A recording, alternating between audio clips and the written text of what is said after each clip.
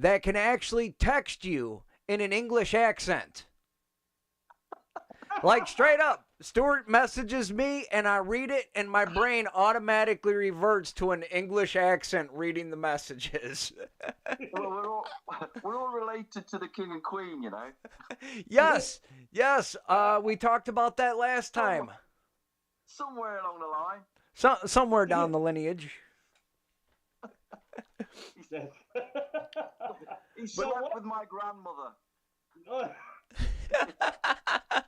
King slept with my grandmother in 1942. In 1942. Hey, I'd be bragging on that too. I would be. Fuck yeah. But it's the first for Asgard radio. Dude, I'll tell you what, man. From Nottinghamshire. Robin Hood, yeah. Yeah, we discussed that. I thought that was just Nottingham. I didn't know there was an end to where he was from. Well, yeah, they got to be in the Shire or they're not in England. Yeah, the Shire. It's like, you've seen Lord of the Rings? Yes. That's what England is like. So you all live in the side of and they do a lot of walking. That's true. Yeah. They're called these old pit houses. They're called they used to sell these old pit houses off, and they are very much like little hobbit houses. Yeah. Yeah, I know I did hear that they're called pit houses. I did hear that. Yeah. So because when like my dad worked down the pits, down the mines, and when you worked down the mines, you got a pit house and you lived in a pit house. Okay. And great little communities actually. Yeah.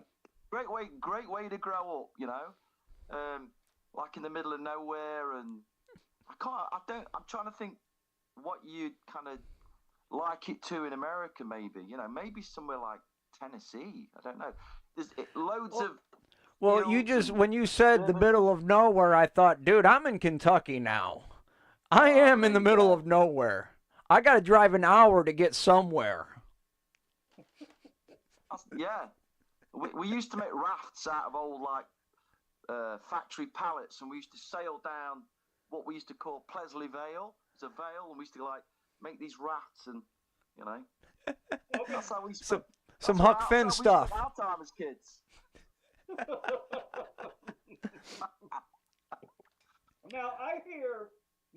There's this guy on TikTok I follow. Him and his buddy from England, and they come to the United States all the time, and they can't believe how big the United States is. He said he can drive from one end of your island to the other in like 4 hours. To where in Texas, if you drive 4 hours, you're still in Texas. You're still in Texas. You're still in Texas. So, and he also said, he said something. It was funny to me, and I don't know, but he said when he came here and he stayed with people that helped him, after they washed their dishes, they rinsed the soap off them. Where in England, you wash your dishes and then just put them to the side. Well, we do that sometimes, yeah. It's a crazy country. That's our idea of getting wild. Yeah. And also that you don't have dishwashers in your kitchen. Your washer and dryer are in your kitchen. Yeah, well, we don't have a dishwasher at all. I am the dishwasher. I was going to say, if my dishwasher's not in the kitchen, she's usually in the bedroom. That's a joke, people. Yeah, it's a joke. But no, there's just a lot of intricacies that are so different. Yeah, I've been to the States quite a few times. I've been to New York. Forgive me, but maybe 8 times, and then LA and San Francisco. I've done all the kind of what you guys probably think is touristy stuff, really. But I love the States. I'm not just sucking up. I do love the States. Yeah. Hey, I It's don't great. blame you. I love going around different places and acting like a tourist. Yeah, it's great, and yeah, I love New York because everybody's showing your face, and then when I get back to England, it's kind of I'm thinking I realise how fucking repressed and inward we are as people. The English, we like you know people just pay the fucking money, get out the fucking cab, and like over here, it's like. Would you like what is the correct coinage, young man? We go into all this. We're a lot more kind of I don't know repressed, I suppose. I don't know why. It's just the English way. Yeah, it is a different lifestyle. It really is. Yeah, I mean, I love it. I mean, all the bands. Yeah, all the bands I grew up loving were mostly American bands. And that's funny because we listened to a lot of European bands and England bands when we were growing up in the '80s. Yeah, see, when I first picked up a guitar, I was probably about 13 or 14, and I had friends who were all in like a school band, and like we need another guitar player and a bass player, so I kind of got the job. And everybody was like listening to Aerosmith and Kiss and Van Halen, and around that time, it was like. It was a great time to be a kid and picking up an instrument, because there was all these great bands, even in the UK, I still love Ted Nugent to this day. Just a great, I remember having Double Live Gonzo when I was about 13 years old, and just thinking that this guy's just one hell of a guitar player. He just is a great guitar player. And there was all these great bands, you had Bon Scott with AC/DC, and you had Kiss and Van Halen, and we had Queen, who were trying. Oh yeah. And we but just a great time. And around that time, being a kid, everybody like listened to rock music. I met who later become my wife. She went to a different school to me. I went to I went to like a private all boys school, so you can imagine how frustrating that was.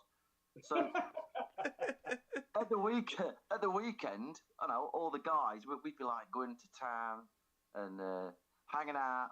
What you guys would call the mall, we call the shopping centre. We'd be there, kind of, meeting girls and things when I'm 14. Your first kind of, getting to know girls and stuff. And that's when I first met my wife when I was 14, 15. She went to a different school. She went to like a mixed school, and I went to an all boys school. So I kind of hounded her, to go out with me, and I mean, obviously we split up and got back together years. I mean, we didn't stay together from being 15. That'd just be sad. But it was like that thing about music, because the school she went to, everybody was listening to rock music. So I was kind of fostered. I was like fostered by this other school called Garibaldi that she went to. That everybody loved rock, so that's where the school band was that I joined. So I kind of, it's a great time to be a kid, and I think a great time for music back then. And what years were these? Oh God, I'm trying to think back. I'd have been 14, so you're talking like 81, 82. Long time ago. Wow, you're my age. Do we have to say this? It depends how old you are. Now, this depends how old you are. I'm 57. Oh, I'm way older. Are you really?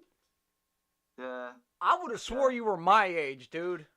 I was going to say, I've never spoke about age on a podcast. But then again, it is what you are, dude. It is what you are, isn't it? But then again, a couple weeks ago, I met fucking Tommy Shaw, and he didn't look a day over 50, and it was his 72nd birthday the day I met him.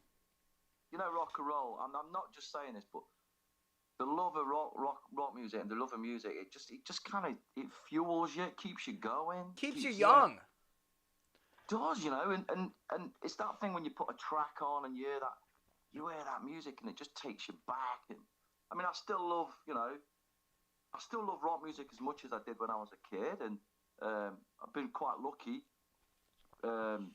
I've done a lot of things I wanted to do. I'm not dead. I don't sound like I'm dead. I'm not dead yet. No, we ain't dead yet. Well, speaking of new music, I've listened to the new song, and I love it. Yeah. And my honest opinion, my honest to God review, if the Foo Fighters would have wrote the Black Parade, that'd be the new Blitz song. Yeah, I mean we've just done a new album. It's called Rock City Symphony, and it's like 11 tracks, and it's got like it's kind of tells a little bit of a story without being stuck up itself too much, but it kind of tells a story of a band trying to get a break, and it turns around, it becomes this big sci-fi kind of rock opera, and you get a comic book with it, you get the Blitz comic book with it, and you know, Hell we yeah. made a big job. We did a big job of that. We got a guy who is a really good friend of the band called Dave Hurst, who did all the artwork for that. So when you buy the album on the November the 7th, plug, the album comes out. You can pre-order it already. You get the book with it. It's signed by the band and the artist. And we're just really proud of it. Because we're doing like an album that tells a story, it's allowed us to kind of, you know, take a few turns and maybe, you know, put some, because there's a battle scene in there, so we had to write something that was really hard hitting. And then there's some other songs that talk about other kind of aspects of growing up around music. So we've done, you know, it's a nice chunk of music. You know, it's allowed us to come out of our comfort zones a bit and do different things. The new single's called The Score. That's out at the minute. And that's the one I was telling you people. If the Foo Fighters wrote the Black Parade, it would be The Score. I listened to it 9 times today. The first 4 were for research. The last 5 were just because I was enjoying it. The score's written about the kind of characters you can meet in the music business. You know, the you know, let's just say, you know, the sort of characters who can take you down a bit of a dark road. So that's what the score is really about. We know the score. So that's where it kind of came from. But yeah, this is our 4th studio album that we're releasing in November. We've got 3 other studio albums and a live album. If you want to check those out on Spotify, just put Blitz in. The first album's called Welcome to the Rock Show. The second one's called Fight to Survive. The third one's called Kicking Up a Storm. And the new one is going to be called Rock City Symphony. There you go. You say you're on Spotify. Are you guys on other platforms like Bandcamp and? Yeah. If people want to pre-order the album, they can order it on Bandcamp. They can go on the Blitz Facebook page or the Blitz Crew page, which is like where lots of our friends go on there. We put things on there that aren't, you know, just silly things, you know, just good fun things really. So you can go on the Blitz Facebook page or the Blitz Crew page, and you can track the Bandcamp on there, and you can, you know, T-shirts, hoodies, hats, blow-up dolls, just most things really. So I'm looking at your guys' picture on your Facebook page. So what's your superpower? You got a glowing hand. What's your superpower? It's the glowing hand of. If you look at the fingers on that, I see you're missing half a finger there. Yeah. That is that's my superpower. It means I can kind of do that whenever I want to. What is it with English guitar players missing fingers? Clumsy. Tony Iommi. Yeah, God, yeah. Tony had quite a few. Had 3, didn't he? Had 3 of them. Yep. I know he worked in a steel factory in Birmingham, where all the big steel factories were, where Judas Priest came from as well. You probably know all that. Yep. Last day on the job. Yeah, put his hands through the steel spreader, and mine's not. No, when I was a kid, I had my hand in the door got slammed, and my finger departed. You know what? If you guys come over here and do a tour, you should get with a band called Lines of Loyalty. Their lead player and guitar player is also missing a finger. Yeah, it depends which hand. Like I'm right-handed, so my actual fingering hand, pardon my French, it's fine for like playing the notes. But the plucking hand, that's where I've lost the finger. So that's not too bad. Although I don't use a pleck when I play bass, because I play bass and sing in Blitz. I don't use a plectrum. I still use my fingers. You still your fingers. I don't use a pleck. Well, yeah, bass. I mean, you get the 2-finger rhythm. It's just like Steve Harris. Yeah, the main man. The main man. But the three of us, we kind of got together because me and when I met the guitarist used to work at a rehearsal studio in Nottingham, and I was in a band and he was in a band, different bands, and we got talking about what we wanted to do, and we wanted to do something that was more like the kind of, although we like Slipknot and we like a lot of the new stuff as well, and Metallica. Our drummer's a big Metallica fan, but we said, wouldn't it be great if we could bring some influences into the music that was kind of the kind of stuff we started listening to when we were kids, everything from like Queen to like from Cheap Trick to kind of Van Halen, and getting all that stuff thrown together with you Metallicas and your Slayers and throwing it all in one big little, and taking all them influences and mushing them together. So we started to write together, me and Kev, our guitar player, who can't be with us tonight because he's got to do a real thing and work for a living. So he's not he's doing that tonight. But he wanted to be here, but he can't be here. But we started to write together, and we formed this kind of idea, this sort of thing. We wanted to do something that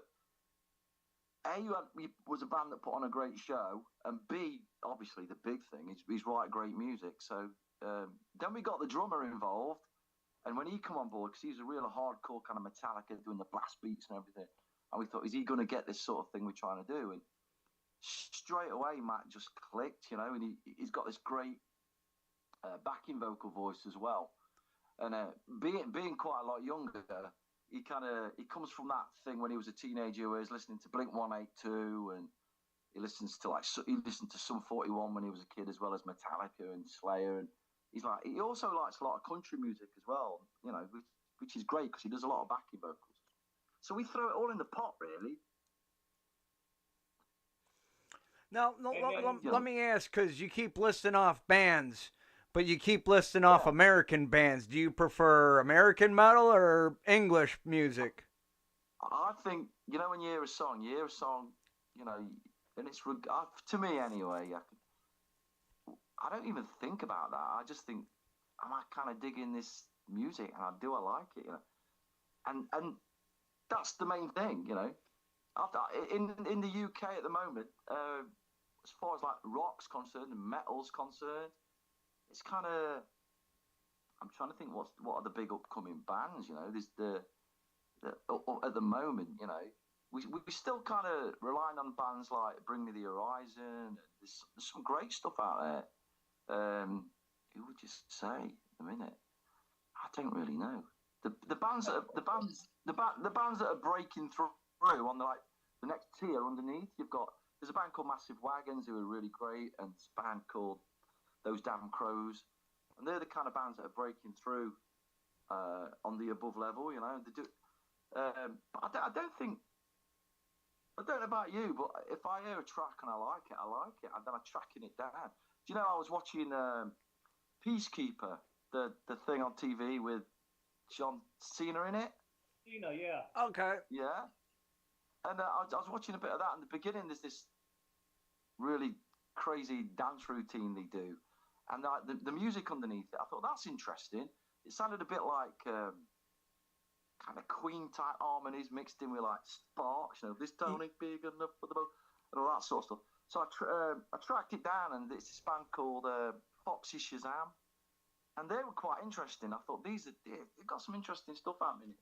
So, but we're all quite weird with our tastes. We can go we can go everything from like Bowie to Prince to Van Halen to. I just think a good song's a good song.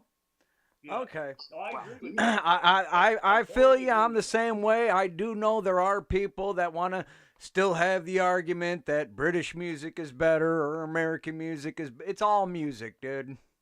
If you'd have asked, like the, I'm not blowing smoke or sucking up, but when I was a kid, predominantly because I'd be flipping through my, like you did, my brothers used to go out, and I was when I was about 13, I'd be flipping through their album collection, and I'd be looking, and you'd see all these great bands, and that's kind of where it all started for me, and there were, again there'd be Van Halen in there, and there'd be Deep Purple, made in Japan, and Yeah. there'd be lots of Sabbath in there, but there'd also, but what clicked with me as well, I mean, I also liked the Ramones, and I loved Iggy Pop, and I liked, I just think music's interesting especially if you're a musician as well, and you want to take different influences on board, you, I think you if you're only trying one flavor at the buffet, I think you're missing out. Right. No, With you're the right. music. There's a lot of music out there. I mean, it just there's so much. You can't really. That's why when Yeah, people say music you can play, I say play whatever in the rock genre. I don't care what it is. I don't care, if it's punk, if it's melodic, if it's operatic. I don't care. Just send it to me. I said now, I mean, there's what's that? I mean, yeah. I mean, never mind the bollocks of Sex Pistols. Just a great album. But hey, I like Escape by Journey as well. Right? Yeah, exactly. This, Well, this time, yeah. Steve Perry has one of the best voices ever. Well, In the adding on to world. what Jim was saying, I tell bands too, send me your music. Not everything will actually make the cut and get onto the airwave because some of it sounds a little too country, a little too hip hop stuff. Yeah. But we're still gonna listen to it and check it out. And Yeah, there's some great stuff out there, and there's so much out there. Like you were saying, there's so much music out there. And when you're a band trying to do new music, and you're putting out your own material, everything, I'm not bitching about it, but it's not like the old days when the companies used to come in and they used to pay for you to. Because I've had that in the past, back in the day, the label pays for you to go in a studio and they pay for your videos and we're totally self-financed. We put everything out ourselves. We put the videos together ourselves. Mostly self-edited videos. Kev, our guitar player, and he'd tell you if he was on the air tonight, he'd have told you that he does all the on the new album.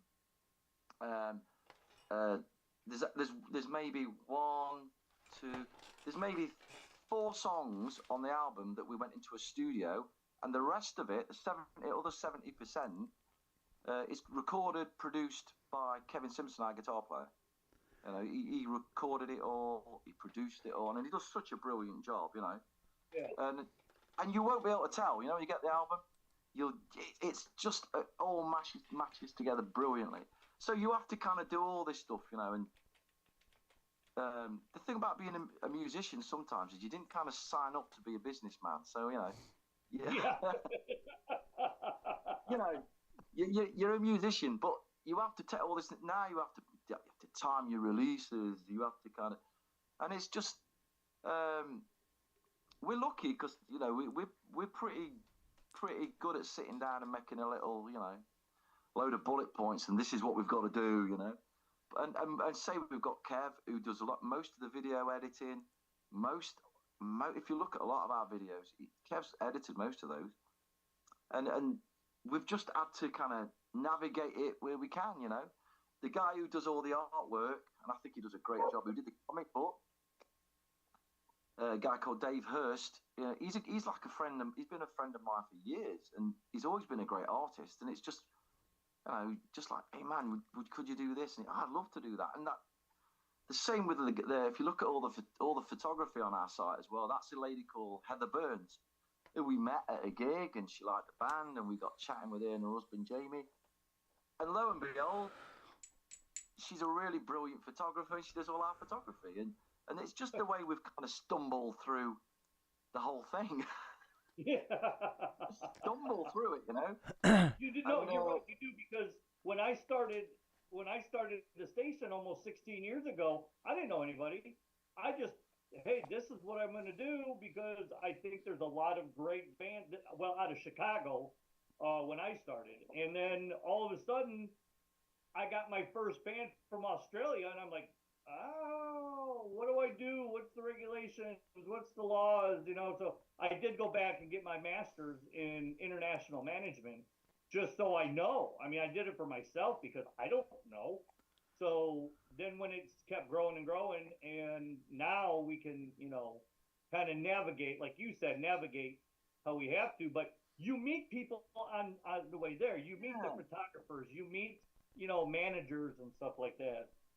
I think the only kind of low kind of band rule with a couple of band rules we've ever had is, you know, don't be a dick, and, you know, save your ego for when you're on stage, and then the rest of it is pretty plain sailing. You know, just make sure you're doing it for the right reasons, and that is that, you know, that you love music, you know, you love performing, and that's what we're in the game for, really. You know? You know what? You're like one of my new favorite people. That's what I tell everybody. Do it because of the music. You know, don't be a dick. Don't go in there and think, you know, you're better than everybody else, because you're not. We're in there to promote you. That's what we're here for. I don't give a Johnny shit Chadwick says, Jim, you are doing a great job. Well, thanks, Johnny. I appreciate it. But I mean, we're not here for. I don't care if people know I own the radio station. I want people to know, like, hey, get a hold of Slider, man. He will promote the shit out of you. He'll play your music. You know, Chris will, you know, he'll market you and put up your, you know, tours and shit. Our other DJs will play. That's what I like. You know, when I walk into a room or into a concert, they're like, oh, man, hey, I got a new album. We're not playing tonight, but I got a new album. I'm like, well, fucking give it to me. I'll play it, you know? Well, I'll be sure to send. I'll send a digital copy of the album for you both to have a listen to. I'll sort that out, and I'll send it over for you so you can have a listen. All right, because you know, it'd be just great to know what other people think. You know, it's just great to know where you know what's working. It's great to, you know, that's how you learn, isn't it? That's how you learn. Yeah, and like I said, the score, it's got a great rhythm to it. It's upbeat, it's rocking, and it's all around everything's connected. I really like that. Now, is the score the only drop that you got from that album right now? Is the other album not released? Well, you probably appreciate, you know, when you've got an album coming out. The album comes out on the 7th of November. Right. That's the official. That we're taking pre-orders and things now, but the actual release date is the 7th of November. 1 month from today, people. So what we're doing is we're putting the score out. We put the score out 4 days ago. So what we do is we put a little animated video with it, and we just thought we'll put that out. And then we've got another single coming out 3 weeks after that called Anti-Hero. Okay. And that goes out, which is a slightly different vibe. You know, you got to remember with this album, because it's kind of got a story to it. Right. Some of the vibes are slightly different. So, but I think that's what kind of keeps it interesting. So the next song, Anti-Hero, that'll be out in 3 weeks' time. And then before the album comes out, we've got the title track, Rock City Symphony, which is a big, grandiose kind of Queen type thing. So we're just kind of timing the releases ready for the album. So we're keeping interest, really. Yeah, well, I'm asking because I don't want to send out music to the other DJs that you haven't, you know, allowed us to release yet. Because we're only going to play what you tell us to. We'll listen to the album, but we're not going to put out anything else. Want us to. That's really cool, dude. That's really great, and that really helps us out because it just means that. I mean, after the 7th of November, it doesn't matter. It just means that you know how it works. When you put a single out, you're trying to focus everything on that release, and you're timing up your videos and everything so it works. it's the whole, you know, the whole social media game. It's something that you just have to do, you know. It's every band has to kind of, you know, do it, and Right. you have to kind of build it into your band thing, the thing you do. You know, the three of us. Right. I mean, at the moment, our guitarist does all the production work, recording work, and our drummer Matt Davis, he does the design work because we're gonna do a CD, a hard copy CD release with this, and we're gonna do the 11-page booklet. We're doing it old school because I don't know about you, but I like to get a hard copy of things as well. You know, I like to. Yeah. I mean, you know, vinyl and CD. It's great Yes. to just have it, you know, because streaming and everything's great, you know, But you don't get but the linear notes in the CD jacket. no, You know, you don't get the and thank yous and the credits and the album artwork that you get with the CDs, the vinyls, the cassettes. yeah, and I mean, I don't know about you guys, but I love all that stuff. You know, when you get an album and you used to get the double sleeve and you used to open it and you'd be looking in Yeah. there. It's just Kiss Alive 2. Open it up. Kiss, You get the whole thing Kiss coming Alive out. one, Kiss Yeah, Alive and one. then you have Kiss Love Gun, and you get a paper gun, and every time they say Love Gun, Yeah. I mean, do you know what the whole Kiss mark? I know sometimes Kiss gets some. I'm a big Kiss fan. Kiss gets some quite a bit of backlash for but it just shows you how ahead of the time yeah, that band was. I mean, they had Bill O'Coin managing them, and I think that was a big part of it. But the market, they invented marketing for bands. They invented that whole thing. And at the time, you know, I mean, don't get me wrong, I love the I Eagles. wouldn't say they invented it, but they fine tuned it. Yeah. Because I've always said, in my personal opinion, Elvis Presley is not the king of rock and roll. Chuck Berry's the king of rock and roll. Elvis Presley is the king of marketing rock and roll. Yeah, definitely. and then A little Kiss, Richie And as then well. Kiss fine tuned it. Who else could sell air guitar strings? And the great thing about Kiss is they do things like that. You know, things we talk about, the air guitar, the coffins, and the strings. The marketing's so smart, and it's like you find yourself talking about the Kiss coffin and the Kiss invisible guitar strings, and that's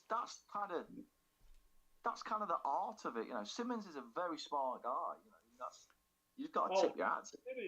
he is so in. Everybody gives him shit. They're calling him a sellout and everything, but he marketed. He has everything. And I wanted to say this. I saw an interview with Paul Stanley and Gene Simmons, and they were talking about them coming to the end, and after they were getting ready to sell all their masters, and they asked, they're like, well, you know, they're like, so basically the train's coming into the station. How do you guys feel about, you know, what's going on after the train is parked? And he goes, it's great. He goes, because we own the train. And it's true. I mean, their train's coming in, but they still own the train. I mean, they're an inspiration, really. I think every band's took something from Kiss. Every band, you know, even everybody from R&B acts to, you know, everybody's took that showmanship thing. And you know, although I'm a big Cooper fan as well. I mean, Alice Cooper, he's just amazing. So that whole thing, you know, so you know, we want, not that we could ever be a Kiss, but we kind of, you can see the influence in Blitz. I mean, the logo's just short and snappy. That's the Kiss influence. We just wanted something short and snappy on a shirt. That's the kind of Kiss influence. And you know, the comic book. I mean, if you remember back in the day, Kiss were one of the first bands to do the whole comic book thing. And they did that. Pardon? Unmasked. Yeah, they did all that sort of thing. And yeah, and I just think, as you know, when I was a kid back then, it kept things interesting. You know, it's the fact that, you know, you, like you were saying, you opened your album, you got tattoos, little fake tattoos, and you got the books and the photos, and it just kept things interesting. It made you want to run to the record store when they had an album out, you know. Well, when they did their solo album, they were puzzle pieces, and they all fit together. They're the posters Yeah, the inside. posters. They were puzzle pieces, and they all fit together. You know, just genius stuff. You know, it's just like, Yeah. and the bottom line is, they got a lot of shit back in the '70s because people like the Eagles or whatever, and I love the Eagles, but them sort of back were saying, well, you know, we don't have to do comic books, and we don't have to. But the point is, the Eagles aren't Kiss, and Kiss aren't the Eagles. You know, that they should. You know, I love all that kind of mixing it up stuff. You know. Oh yeah, but no, you're right. They came up with just the smallest marketing idea they would put into their albums, and it was just my very first album actually was Kiss Rock and Roll Over. I got it in 19. It was like around my birthday, 77, 78. Did you get the big sticker? Yep, the big sticker. Yep, I got the big sticker. Yep, and then I got let's see, what did I get after that? I got Alive, and then I got Ozzy's album. I think I got Bark at the Moon, and then my mother bought me. It was funny because my mother bought me Billy Joel Glass Houses. Yeah. And I'm like, this is a great fucking album. You know? It's a great album. It is a great album. Dude, I'm half tempted to dig out my box of vinyl right now. It is actually buried under a pile of guitars. Yeah. But I mean, again, a lot of music. I don't know about you, but a lot of music that I listen to. Like I was saying, my brother's album collection. I'd be flipping through there, and people like Bob Seger. Yes. God, Bob Seger's good. You know, he's such an underrated performer for me, Bob Seger. Yes. And a lot of them bands, you know, he had a great live album as well, Bob Seger. Yeah, and he did. I mean, a lot of that rock music, like Deep Purple, live, where was it? Made in Japan. That live album. I remember my brothers constantly playing that, and just great music. Still is great music. When I went into the army and I got stationed over in Germany in late 88, 89, there were a lot of guys over. Punk was huge at that time. So we got into, Dead Kennedys, Butthole Surfers, Sex Pistols. Then we had some INXS and Depeche Mode that they were, that was big at the time. So, I mean, going over there and listening to all that punk stuff over there, man, I got so many, tapes of all that stuff. And it's just crazy that, what was so amazing back then in Germany. And everybody, they were all, with the spiky hair and shit. And it was so much fun over there. Yeah, a lot of punk. You still there, dude? Yeah. Now you're straight. Dire Straits. I'll tell you what I was listening to the other week. He got a relatively new album out from about 2 years ago. Rick Springfield. Oh, no shit. And this new album is really good. I just checked something on Spotify, and I think it's called Automatic. I thought this has got some great pop rock songs, Well, did you see who's going on tour next year? Oh, new drummer, female drummer. Oh, Rush, man. Rush. Is Geddy still singing? Geddy's still singing. Alex Lifeson's going to still be playing bass, and they got Anika Niles. Yeah, Anika Niles. I've heard good things. I've heard good things about her, but honestly, she has a very, very large pair of shoes to fill. Yeah. I'm so glad you said pair of shoes when you paused there. She has very, very large pair of shoes to fill. Well, because I don't think Neil Peart wore a bra, so.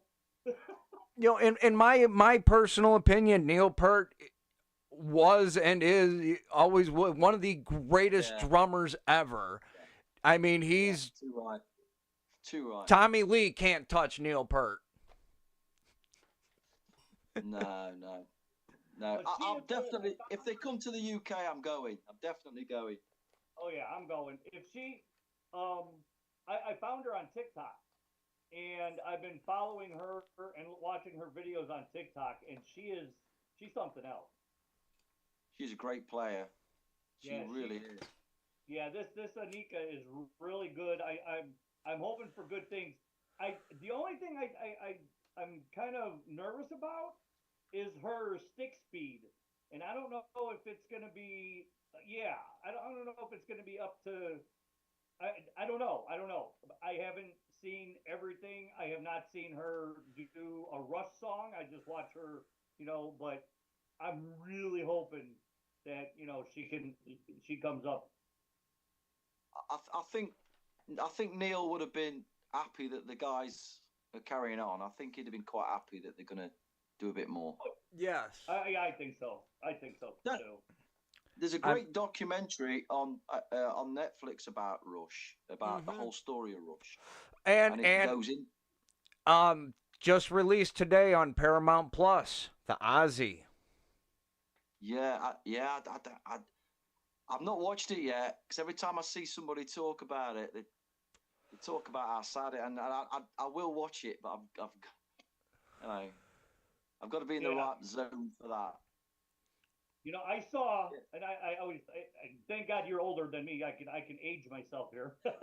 I saw Metallica open for Ozzy in '86.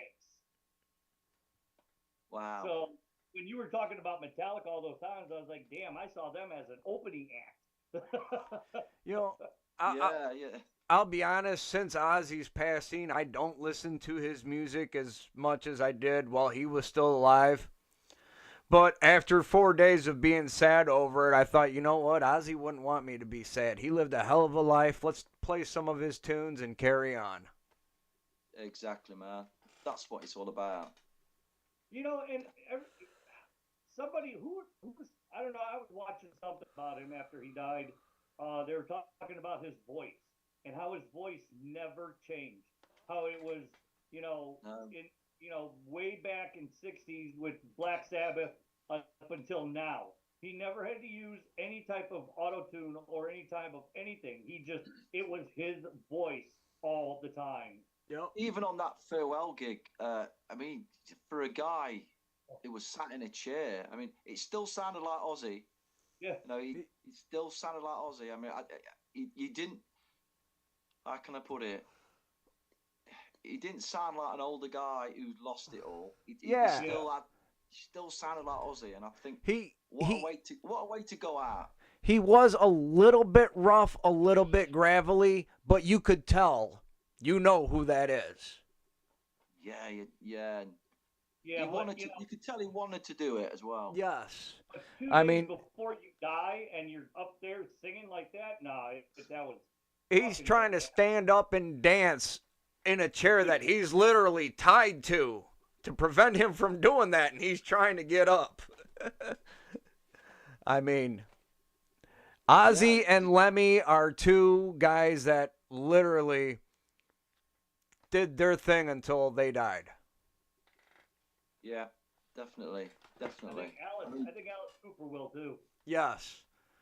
I saw Alice Cooper. It's about 5 years ago when he was in the UK with Motley Crue, and I was lucky enough to be kind of close side stage, so I could see, all the costumes and everything, and he's getting ready. And there was and you could see him getting ready at the side of the stage, and he was running around and he must have been 70 then, and he was running around the stage with this fucking giant head on or whatever, and it's like, you've got to love it to do it. You have got to fucking love that music to do it. You can't fake that. You can't fake that love of rock and roll.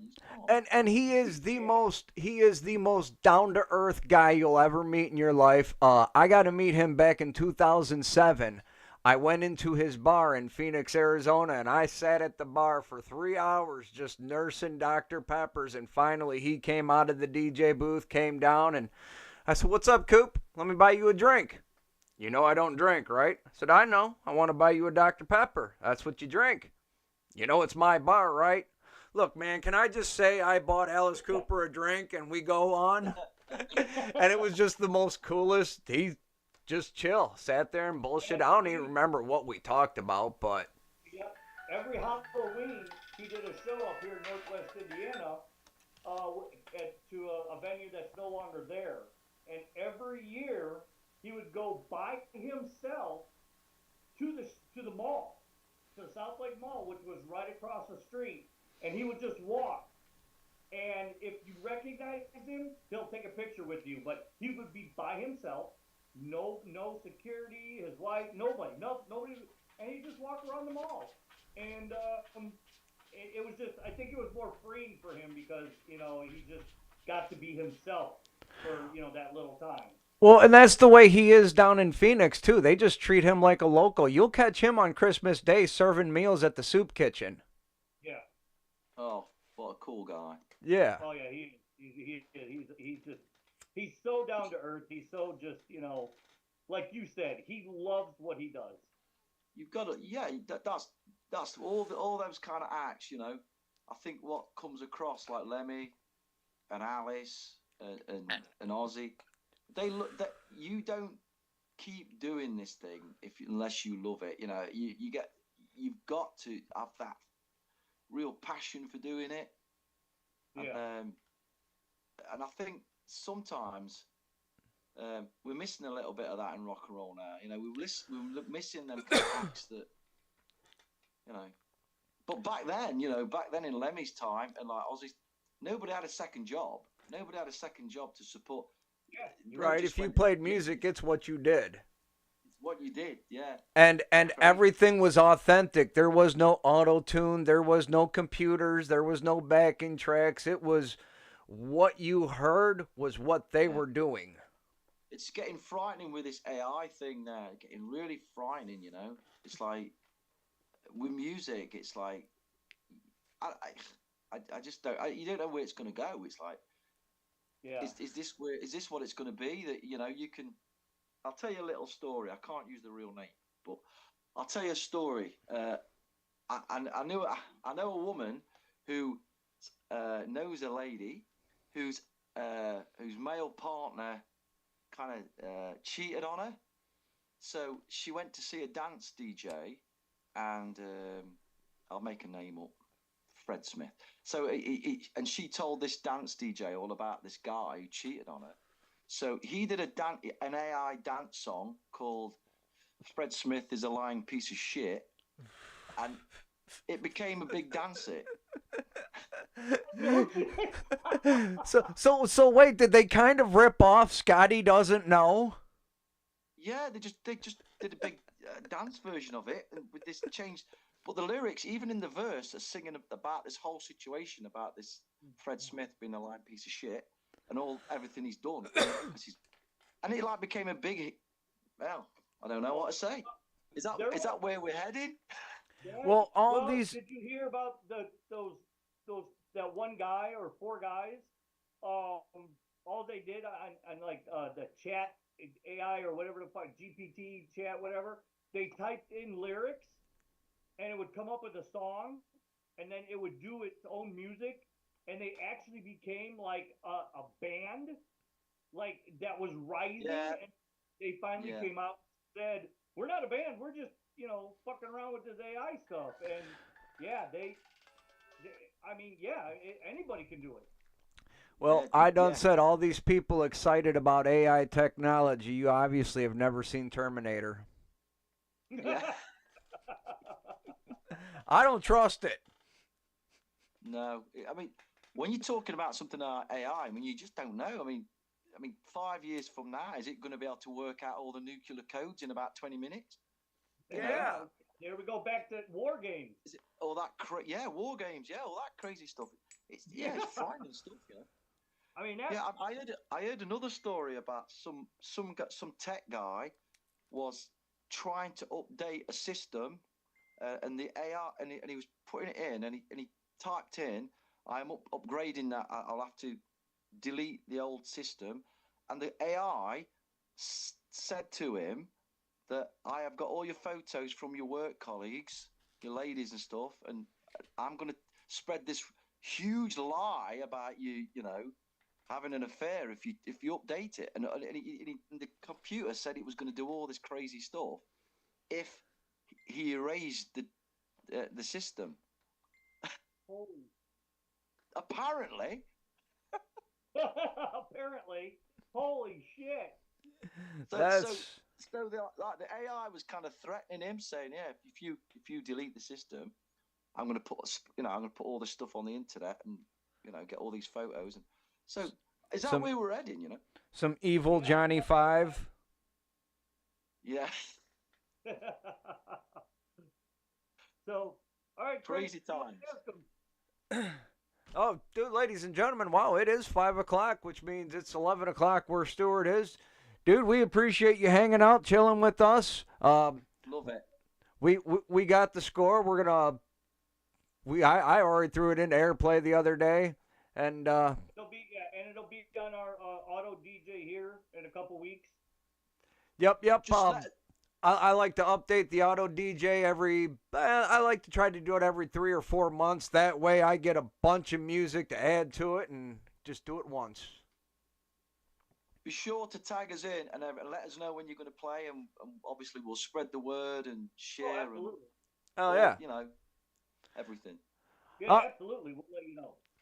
All right, ladies and gentlemen, thank you all for tuning in tonight. Don't forget to tune in to AsgardRadio.com, where you can hear Slider on Monday and Tuesdays, Johnny Chadwick on Wednesdays, and myself Thursday, Friday, and Saturday. April Santos every other Thursday, and Stacy Miss Shockwave every single morning from 5 to 7 a.m. Playing all kinds of good shit.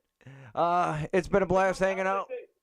I've got to say something about Miss Shockwave, but Stacy, before we go, she has the most knowledge of any of us on all the bands that are touring right now. If you listen to her, you will know everybody all week. If you listen to her for a week, you'll know everybody that's touring the United States as far as local indie bands, because she keeps up with all that shit. She is the Sheldon Cooper of band knowledge. Yes. She is fucking fun. She's been with me the longest. She's been with me, 10 years, 11 years. But she's always known every band, whatever they're doing. She knows it, everything. Yeah, we'd love to get over there and do some dates over there in the US. That'd be the dream. Let us know. Hell yeah. We'll throw that out there. We're marketed for you. And thank you so much, dude. That means a lot. Yeah, before we get out of here, plug yourself, man. Where can we find you on social media and the internet? We're Blitz. We're from the UK. You can track us down on Blitz Facebook page. That's capital B, lowercase LIT, capital Z, and you can get us on. You can get us on Blitz Crew on the Blitz Crew page as well. That's kind of fun page that we have that people send stuff in, and it's just good fun. But you can catch us on any of those. But the Blitz Facebook page is where you'll get us. You can pre-order the new album Rock City Symphony that's going to be out on November the 7th. We've got T-shirts and we've got all that malarkey on the band page as well. You can just get on there and have a look. It'd mean a lot if you could support new music. And thanks for having us. Thanks for having us, man. It's been a blast. Thanks for staying up and hanging out with us tonight. We really appreciate it. And also hit up our Wednesday night DJ, Johnny Chadwick. He says he got some dates for you in Germany if you want. Just message me. You heard that, Johnny? Message him. Yeah, I can taste the sauerkraut already. All right, well, ladies. I'll make sure I'll send you the next single as well, and it'd be great if you could have a listen and maybe give it a play. Hell yeah. Yeah, send whatever you want. If you want to send us the album and say, okay, well, this is this date, this song is this date, and then the album is this date, then whatever you want us to do, we'll do it. Whatever. It doesn't matter. Oh, thanks so much, man. That means a lot. Yeah, thank you. We'll definitely do that. Okay. Ladies and gentlemen, we appreciate hanging out with Stuart from Blitz tonight. Thank you, everyone that tuned in. Don't forget to check them out. Check out AsgardRadio.com. And I'm Chronic Chris. We love you all. Good night. Rock and roll. And as Bob Barker would say, don't forget to spay